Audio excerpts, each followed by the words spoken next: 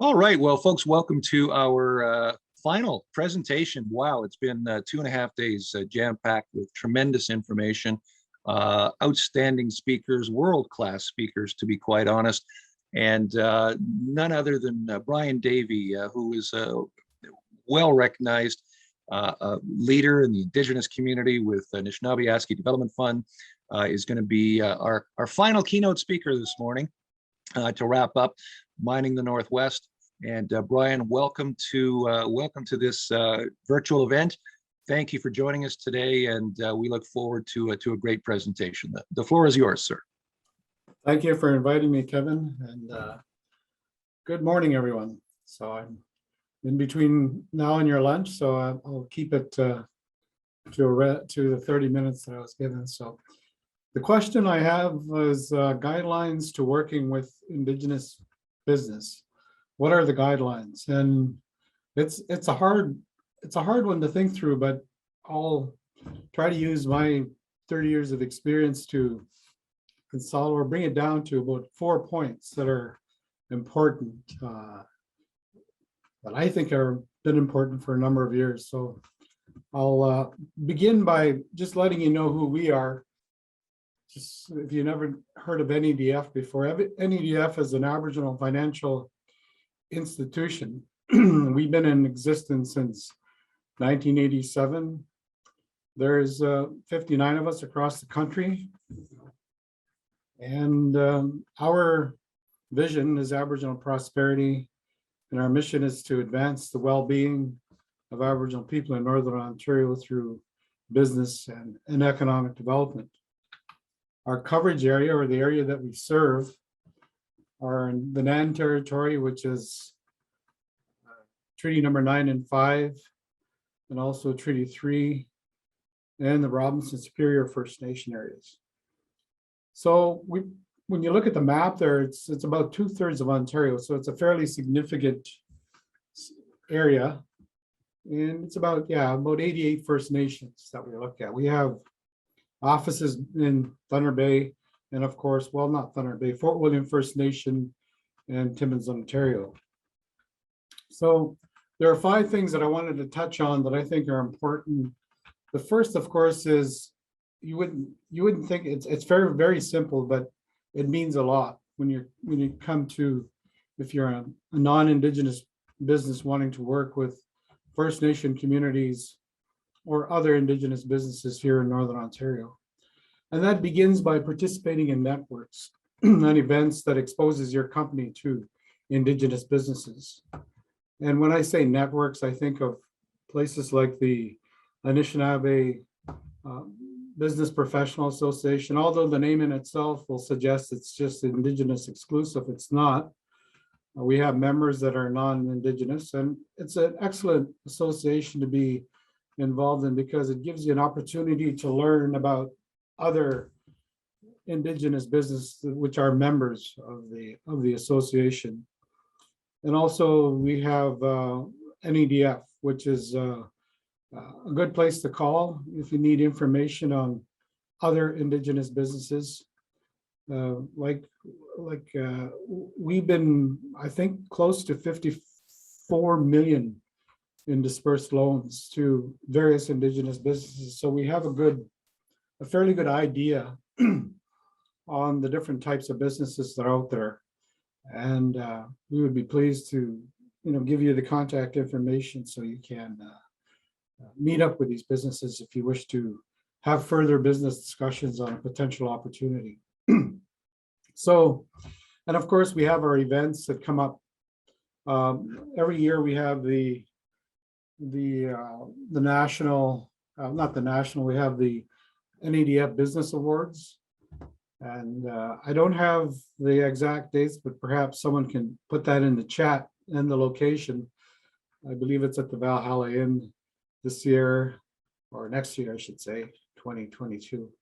And it's a good event to come to. It's this, for the past couple of years, it's been virtual, but this year I believe it's in person. So you'll get an opportunity to meet with other leaders in the Indigenous community, particularly the business community. So that's very important. So that's number one. Number two is another one that very often is overlooked. If you're a non-Indigenous business and you're looking to partner up with an Indigenous business, but you don't know who to actually talk to, there are several opportunities out there that are related to regional projects. It could be a mining project, it could be an exploration project, it could be a forestry project, it could be an infrastructure project like a road transmission line. And it's always good to find out where this project is, where it's occurring, and on whose traditional territory it is. And the reason why I'm suggesting that is because you want to bark up the right tree, because these communities have their own businesses. And some of them are community-based corporations, some of them are individual private sector type of businesses. And if you're looking to, leverage their location in an effort to score an opportunity that's tied to a regional development like a mine construction, road construction, or what have you, it's always good to know these communities and these businesses so you know who to sit down with and have a coffee and think of an idea or take a look at the opportunities that are available to take advantage of. So learning of the territory that you wish to operate on and where the opportunities are, that's a must. And some of that information can be gathered, like I'm sure you'll ask the question, well, how can we tell whose territory this is, whose First Nations territory this is? Some of the ways the other non-Indigenous businesses have went is they look at the website of the main proponent. Let's say it's a company like I'm just saying Noront or BHP, or where you go to their website, their investor relations tab, and it gives you the MOUs that they've signed with various First Nations groups. So that'll inform you on who best to speak to learn more about that particular project. And there you have a good idea of where the project is occurring and who are the main First Nation groups involved in that. And of course, you could talk to the tribal councils, NEDF, you can talk to NAN, Anishinaabe Nation, and or you can call the community directly if you're not sure and ask for the Community Economic Development Officer, and they will apprise you of that territories in their traditional territory. Now, of course, there's always overlaps, and that's a tough one because you need to navigate through that as well to find out what those overlaps are, because sometimes you get more than one community asserting jurisdiction over a certain traditional territory. And it's important that you're aware of this political landscape. So it's good to know if you're thinking of getting involved in any opportunities attached to some of these larger regional efforts that are going on in the Northwest. So that's, I know I'm going over, there's more to that, but I'll just try to cover as much as I can here in the time I have. The other one that is fairly important to know about is there are a number of business models that have been used between community-based corporations and non-Indigenous businesses, partnerships, and or the private sector with the First Nations private sector businesses with your mainstream non-Indigenous companies. So as mayor, I'll just cover two very important points here. Number one is sometimes the company that you're dealing with requires the setting up of a corporation where 51% has to be ownership owned by the First Nation part. It could be the Indigenous corporation or the community-based corporation. Sometimes they don't have the equity to participate in that effort if a new corporation needs to be set up. So one of the ways of financing their participation could be a loan from the main proponent to the First Nation side. So that would be their equity to be financed through the earnings of the business enterprise. Eventually, you would pay out that that loan so you could have free and clear equity in your business. So that's different ways. And of course, knowing where they can get equity is another one. There are major grant programs that are supported by ISC, Indigenous Services Canada, and of course the AFI, which is NEDF in this area, where we can provide up to $99,000 in grant funding to individual sole proprietorships. And we also can provide up to $249,000 in grants for community-based corporations. So, but those grant components need to be tied to a loan that we provide as NEDF. So there's way, and the rates that we offer, when you look at the effective interest rate, it's fairly competitive when you take the grant component into the overall financing of it. So that's another point that I wanted to raise when it comes to financing. If you're looking to look at other models, I would recommend that you look at what is a good one, like the Waban Tribal Council. They've done a lot of work with various non-Indigenous groups, and they form excellent partnerships. So, you know, there are examples not only in Ontario, but also across the country that you could do your research. And there's people out there that you can talk to that have that ability to facilitate your involvement with Indigenous groups, and they know where to get this research, this intel that's required to undertake these initiatives. So that's very important.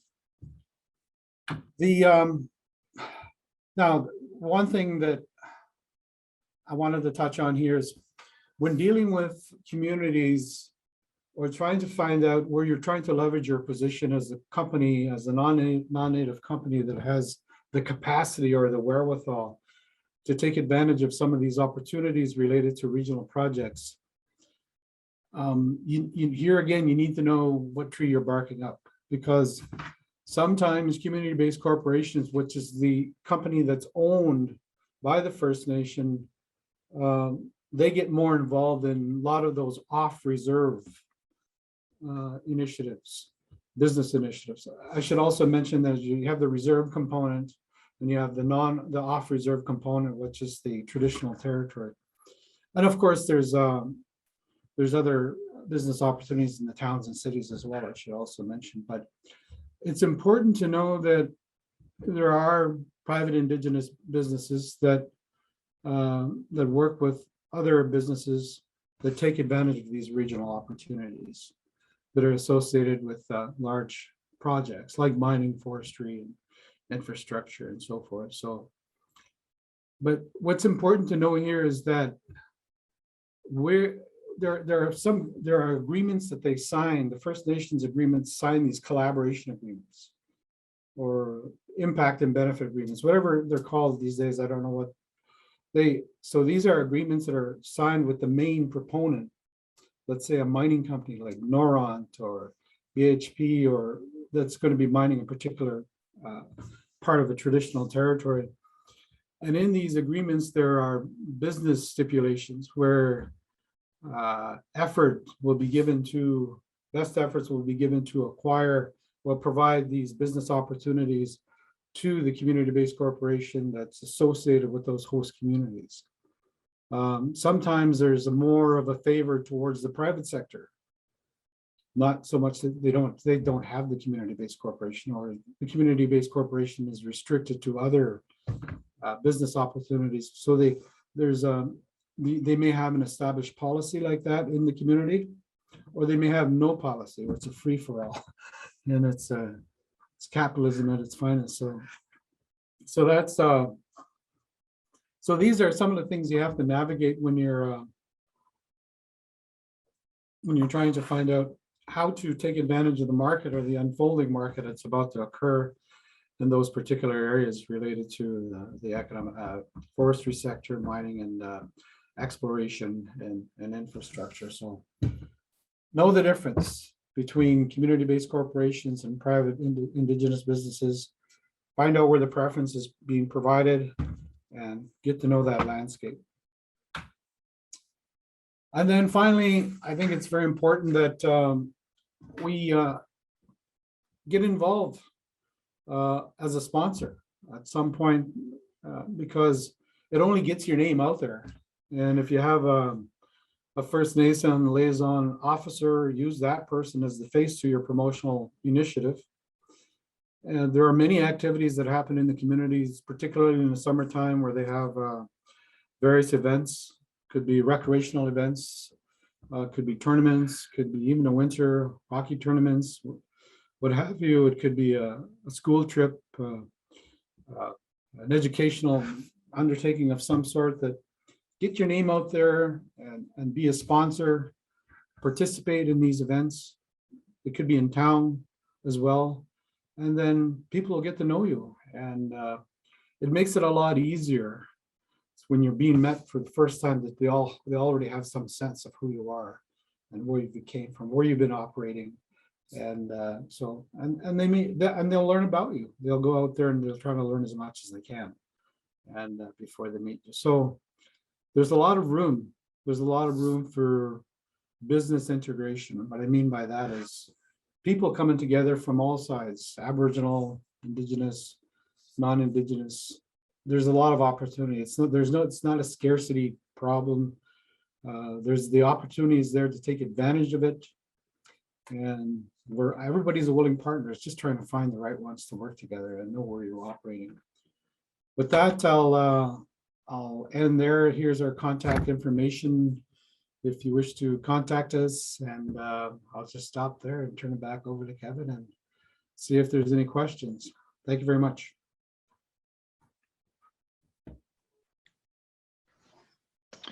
Brian, thank you so much for a very comprehensive presentation about what it takes to really make things happen within the Indigenous entrepreneurial world. So thank you so much for bringing your longtime insight. I'm joking about that because I've known you so long. So thank you for being part of the lineup here at Mining the Northwest.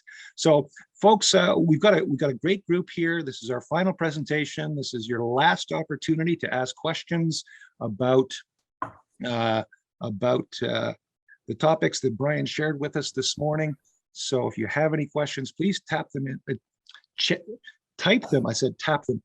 Type them into the chat function, and I'll share those with Brian as we go along. Look at John Mason. Oh, his hand is up and ready to go. John, the floor is yours. Well, thanks very much, Brian, and Kevin, thanks for chairing today. I really enjoyed the presentation.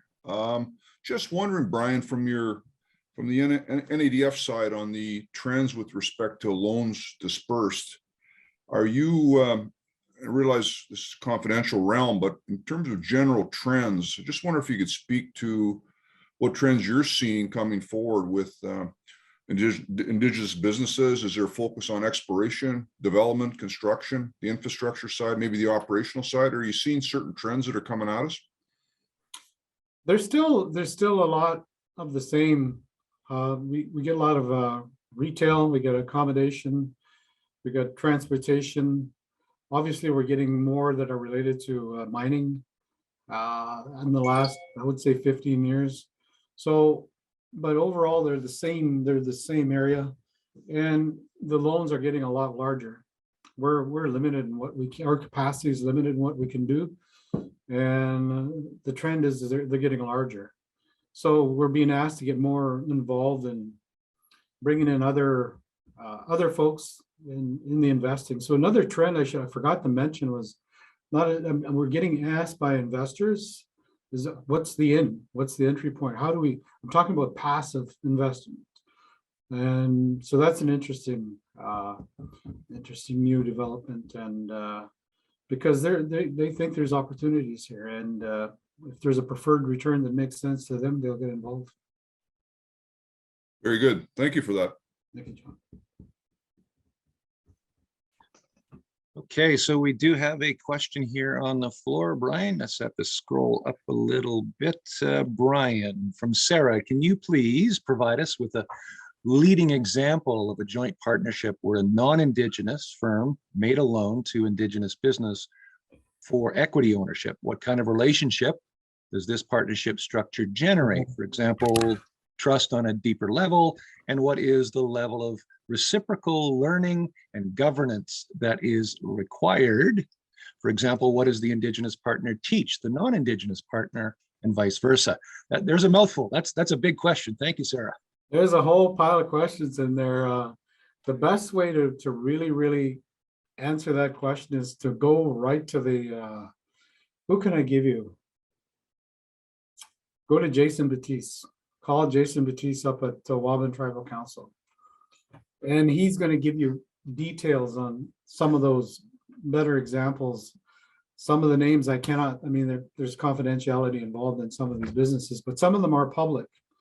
And I find that the ones that did the best are the ones that took the time to really get to know each other. And it's a long-term relationship where it starts off with just a simple meeting at a dinner or a coffee, and then it evolves from there over several. Sometimes you feel like the Indigenous party is not even interested, but don't give up. There's always other reasons why things are not happening, and they will, and you just continue that relationship. Eventually it evolves into something that's very meaningful. And that's how the best ones that I saw, and also those ones where they had access to capital. They knew how to access capital, because without capital, of course, it's very difficult to undertake the effort. The other point that I noticed is their access to people that can carry out the operations, the capacity. They had access to good people, Indigenous people that were able to join in or be a part of that company, or they already were a part of that company. Then they were with that company for a long time. So looking at existing capacity within, it's problematic when you don't have people at the beginning.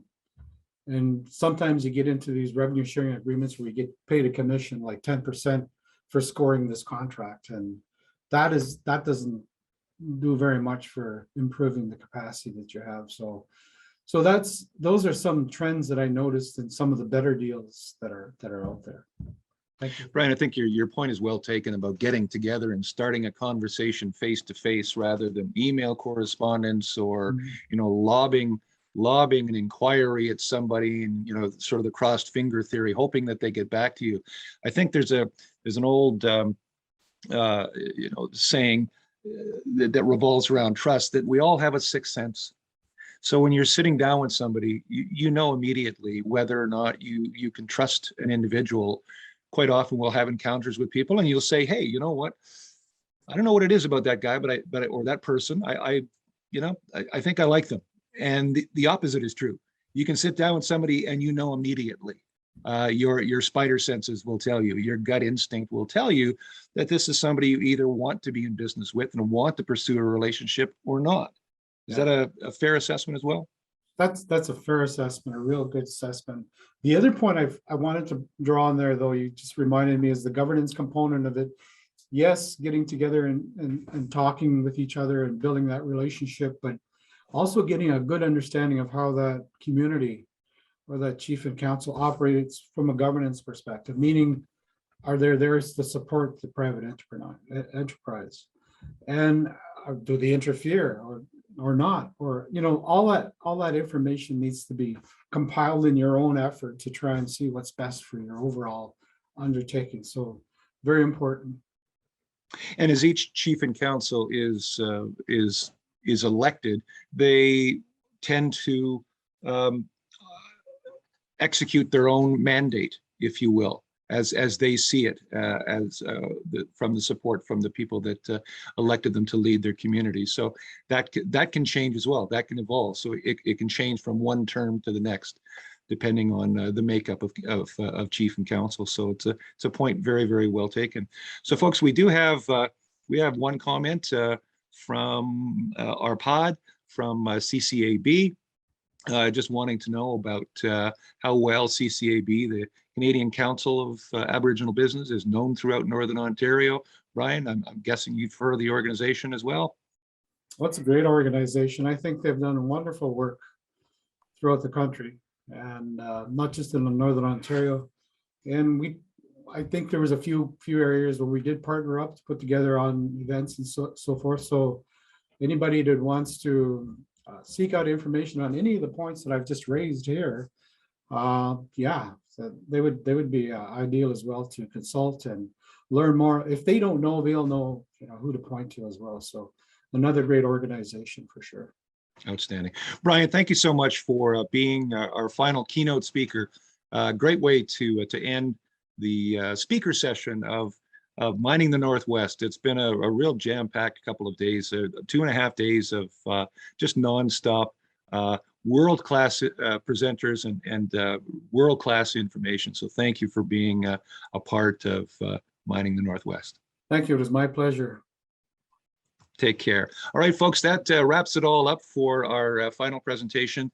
As I just mentioned, thank you to everyone. The attendance throughout every session has just been absolutely outstanding attendance from right from the get-go. So thank you for doing that. Thank you for being a part of it. And we hope to see you at the next virtual trade show, or with any, fingers crossed, we're going to have those face-to-face conferences back up and running sooner than later. So once again, thank you. We're going to go ahead and close the room, and we hope to see you next time.